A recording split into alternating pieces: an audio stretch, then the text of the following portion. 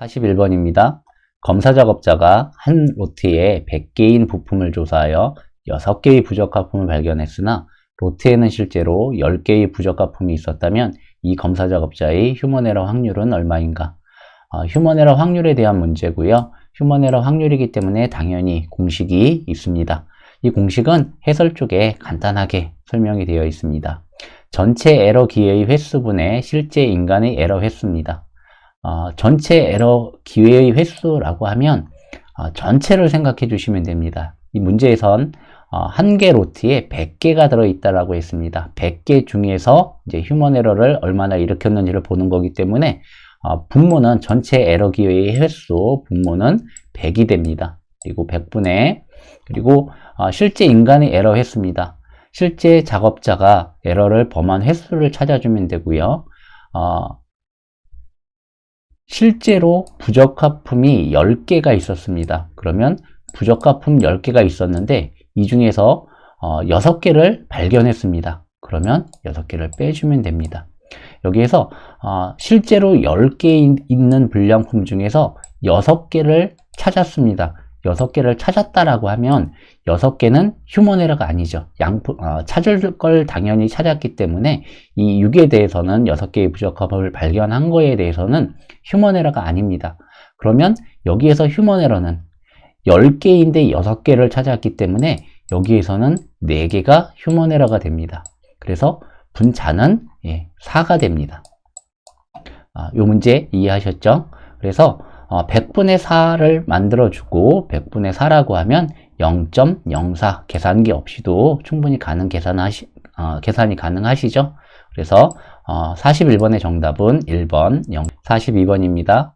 안전관리 개요에 관한 설명으로 틀린 것은 1. 안전의 3요소는 엔지니어링, 에듀케이션, 이코노미이다. 2. 안전의 기본 원리는 사고 방지 차원에서의 산업재해 예방 활동을 통해 무재해를 추구하는 것이다. 3. 사고 방지를 위해서 현장에 존재하는 위험을 찾아내고 이를 제거하거나 위험성을 최소화한다는 위험 통제의 개념이 적용되고 있다. 4. 안전관리란 생산성을 향상시키고 재해로 인한 손실을 최소화하기 위하여 행하는 것으로 재해 원인 및 경과의 규명과 재해 방지에 필요한 과학기술에 관한 계통적 지식체계의 관리를 의미한다. 안전관리 개요입니다. 안전관리에 대해서 일반적인 내용들을 물어보는 거고요. 틀린 것을 찾습니다. 안전의 3요소는 엔지니어링, 에듀케이션, 이코노미이다. 이코노미는 아닌 게 되죠.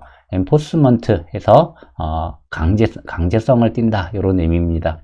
그래서 안전의 3요소는 엔지니어링, 에듀케이션, 엔포스먼트 이렇게 세 가지다 라고 암기해 주시고요. 안전의 기본 원리는 사고 방지 차원에서의 산업재해 예방 활동을 통해서 무재해를 추구하는 것이다. 맞는 표현입니다. 사고 방지를 위해서 현장에 존재하는 위험성을 찾아내고 이를 제거하거나 위험성을 최소화한다는 위험 통제의 개념이 적용되고 있습니다. 맞는 표현입니다. 그리고 안전관리란 생산성을 향상시키고 재해로 인한 손실을 최소화하기 위하여 행하는 것으로 재해의 원인 및 경과의 규명 그리고 재해 방지 이런 계통적 지식 체계를 관리하는 것을 의미합니다. 맞는 표현입니다. 그래서 42번의 정답은 1번이 되겠습니다. 43번입니다. 주의 범위가 높고 신뢰성이 매우 높은 상태에서의 의식 수준으로 맞는 것은 의식 수준에 대한 문제고요. 의식 수준은 0단계부터 4단계까지 있습니다. 0단계 같은 경우는 의식을 잃은 상태, 의식을 잃었기 때문에 작업 수행과는 관련이 없겠죠. 그리고 1단계, 의식 수준 1단계는 과로했거나 야간 작업을 했을 때, 그래서 인간의 에러가 가장 많이 나온다 이렇게 이해를 해주시고요.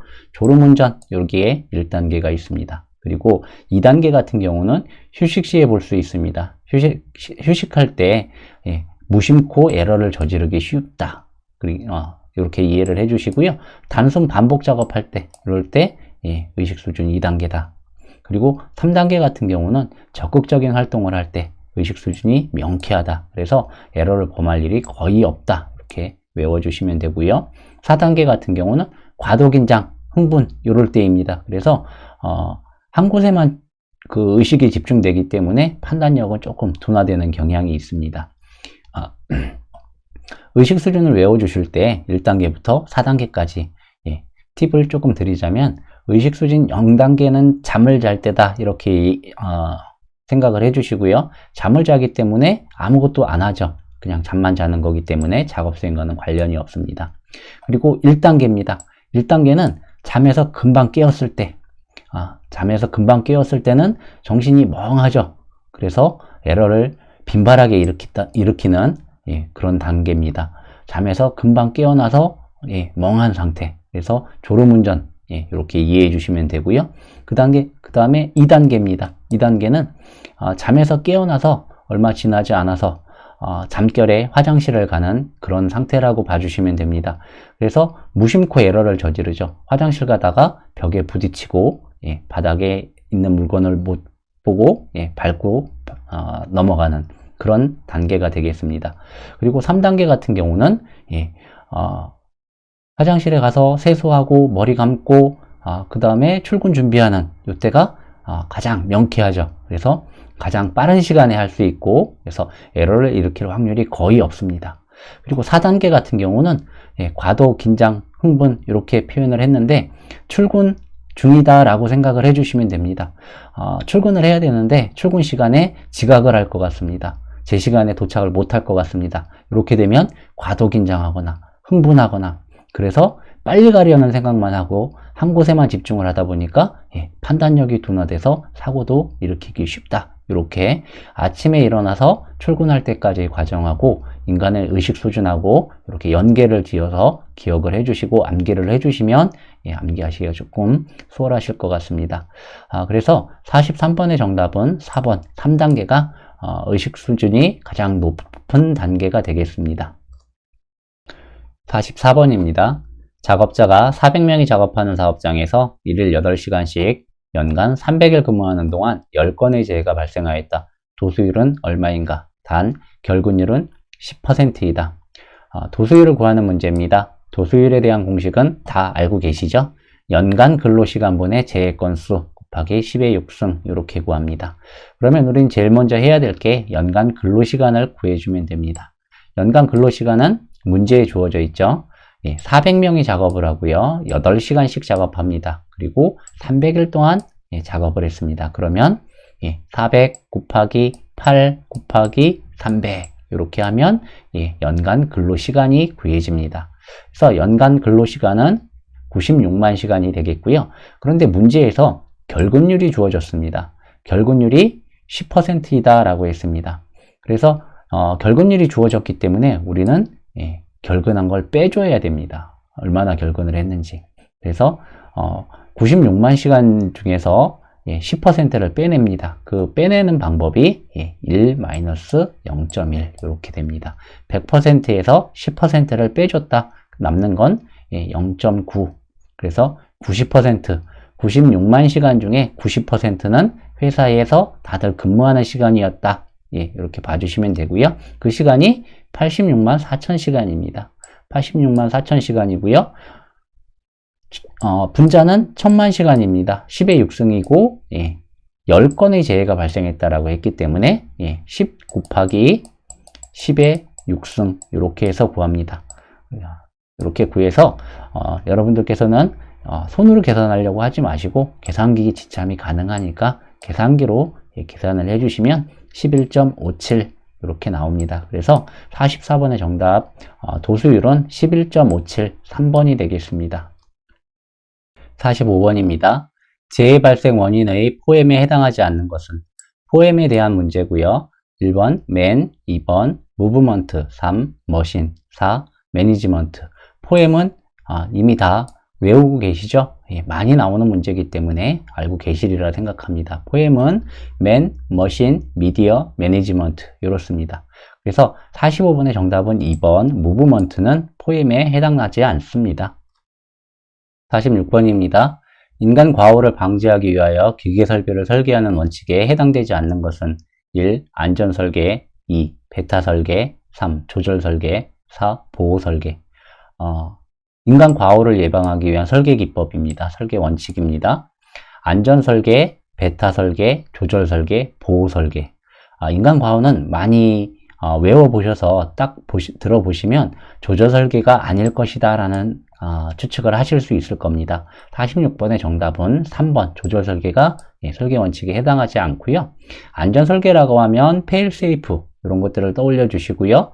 보호설계라고 하면 풀프루프 설계, 그리고 베타 설계라고 하면 휴먼 에러의 가능성을 원칙적으로 근본적으로 제거해주는 배척하는 그런 설계가 되겠습니다. 46번의 정답은 3번입니다. 47번입니다. 부주의를 일으키는 의식 수준에 대한 설명으로 틀린 것은 1. 의식의 저하, 귀찮은 생각에 해야 할 과정을 빠뜨리고 행동하는 상태. 2. 의식의 과잉, 순간적으로 의식이 긴장되고 한 방향으로만 집중되는 상태. 3. 의식의 단절, 외부의 정보를 받아들일 수 없고 의사결정도 할 수 없는 상태. 의식의 우회, 습관적으로 작업을 하지만 머릿속엔 고민이나 공상으로 가득 차 있는 상태. 부주의에 대한 설명입니다. 부주의에 대한 설명으로서 틀린 것을 찾는 거고요. 의식의 저하입니다. 의식의 저하는 귀찮은 생각에 해야 할 과정을 빠뜨리고 행동하는 그런 단계가 아니라 뚜렷하지 않은 의식 상태로 심신이 피로하거나 단조로움 이런 데서 발생하는 상태고요. 의식의 과잉은 순간적으로 의식이 긴장되고 한 방향으로만 집중되는 상태, 맞는 표현이고요. 의식의 단절, 끊어진다 라고 생각해 주시면 됩니다. 외부의 정보를 받아들일 수 없고 의사결정도 할 수 없는 상태, 의식이 끊어져 있다 이렇게 봐주시고요. 의식의 우회는 돌아간다 이렇게 생각해 주시면 됩니다. 습관적으로 작업을 하지만 머릿속엔 고민이나 공상으로 가득 차 있는 상태, 딴 생각하고 있는 상태 이렇게 이해해 주시면 되고요. 그래서 47번의 정답은 1번 의식의 저하는 귀찮은 생각에 해야 할 과정을 빠뜨리고 행동하는 게 아니라 뚜렷하지 않은 의식 상태로 피로하거나 그 다음에 단조로움 등에서 생기는 것이 의식의 저하입니다. 그리고 해설에 부주의의 현상들이 나타나 있으니까 한번 확인을 부탁드립니다. 48번입니다. 조직을 유지하고 성장시키기 위한 평가를 실행함에 있어서 평가자가 저지르기 쉬운 과오 중 어떤 사람에 관한 평가자의 개인적 인상이 피평가자 개개인의 특징에 관한 평가에 영향을 미치는 영향을 설명하는 이론은 문제를 다시 한번 잘 읽어보겠습니다. 어떤 사람에 관한 평가자의 개인적 인상이 피평가자 개개인의 특징에 관한 평가에 영향을 준다라고 했습니다. 이런 영향을 설명하는 이론이 바로 할로 효과입니다. 할로 효과 같은 경우는 다른 말로 후광 효과라고도 합니다. 그래서 할로 효과 같은 경우는 한 가지를 잘하면 나머지 것들도 다 잘하겠지라는 생각을 하는 겁니다. 예를 들어 영어를 잘하는 사람을 보면 저 사람은 영어를 잘하니까 수학도 잘할 거야. 또 국어도 잘할 거고 사회도 잘할 거야. 이렇게 한 가지 잘하는 거 한 가지를 가지고 다른 것들도 다 잘할 것이다 라고 미루어 평가를 해버리는 겁니다. 이런 이론이 바로 할로 효과라고 하고 후광 효과라고도 합니다.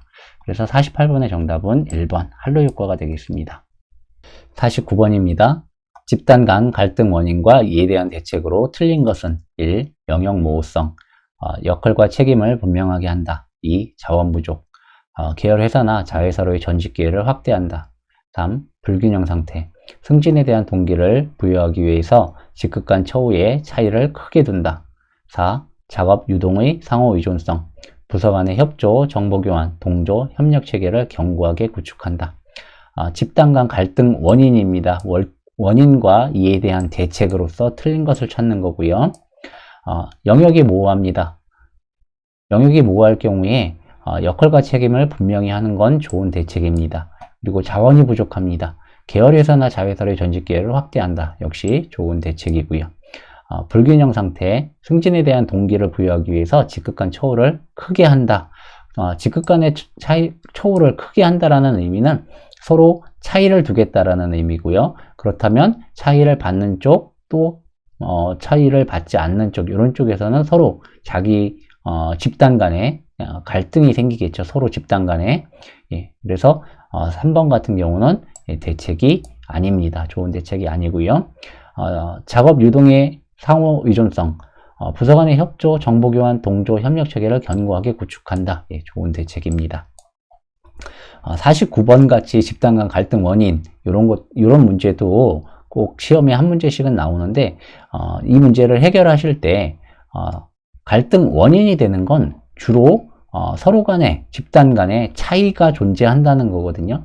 그래서 3번 같이 직급 간 초의 차이를 크게 둔다라고 하면 서로가 차별받는 느낌이 들 겁니다. 이런 경우는 집단 갈등의 원인이 된다. 이렇게 이해해 주시고 문제를 해결해 주시면 되겠습니다. 그래서 49번의 정답은 3번이 되겠습니다. 50번입니다. 제조업자가 합리적인 대체 설계를 채용하였더라면 피해나 위험을 줄이거나 피할 수 있었음에도 대체 설계를 채용하지 아니하여 해당 제조물이 안전하지 못하게 된 경우를 지칭하는 결함의 유형은 1. 제조상의 결함, 2. 지시상의 결함, 3. 경고상의 결함, 4. 설계상의 결함. 제조물 책임법에 대한 내용이고요. 50번 문제 같은 경우는 아주 간단하게 해결할 수 있습니다. 문제에서 보시면 대체 설계가 주어로 등장합니다. 계속 반복되고 있고요. 대체 설계, 대체 설계. 그래서 50번의 정답은 4번 설계상의 결함을 이야기하고 있는 겁니다. 제조상의 결함에는 제조 과정에서 발생하는 결함입니다. 그래서 원래의 도면이나 제조 방법대로 제품이 제조되지 않았을 때 이런 것들이 제조상의 결함이고요. 지시상의 결함, 경고상의 결함, 이거를 지시 경고상의 결함이라고 합니다. 그래서 제품이 설계나 제조 쪽에 아무 문제가 없다 하더라도 소비자가 사용상의 부주의 이런 것들을 경고하거나 표시해주지 않는 그런 때의 결함을 말하는 거고요. 설계상의 결함은 말 그대로 대체 설계를 채용하지 않아서 나타나지는 그런 결함입니다. 그래서 50번의 정답은 4번이 되겠습니다.